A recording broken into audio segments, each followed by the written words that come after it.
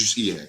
امريكا كي جات لسوريا استثمرت في طائفتين، الطائفيه العرقيه اللي هما القوه السوريه الديمقراطيه الاكراد، والطائفيه الدينيه عن طريق السلفيه الوهابيه اللي زرعتها وين؟ في سوريا. اذا جابت مظلوم عبدي اللي هو الجنرال مظلوم عبدي حاكم قوه سوريا الديمقراطيه، وجابت احمد الشرع اللي هو محمد الجولاني اللي هو قائد جبهه النصره.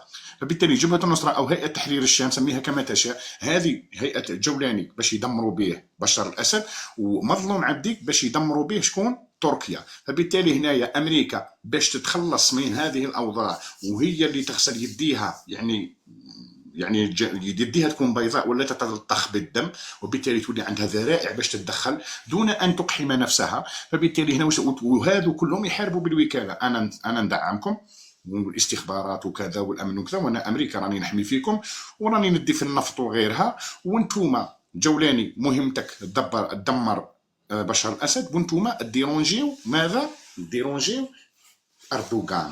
أردوغان عرف باللي قوات سوريا الديمقراطية أصبحت قوة لا يستهان بها، مسلحة تسليح عسكري أمريكي ومعدات متطورة عسكرية أمريكية، وزيد مدربون تدريب قوي جدا اللي هو تدريب أمريكي مارينز وغيرها.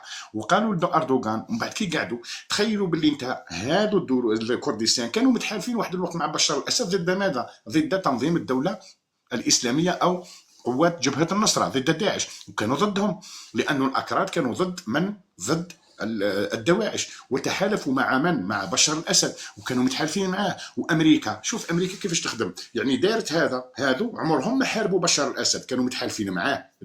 قصد قوة سوريا الديمقراطية كانت متحالفة مع من؟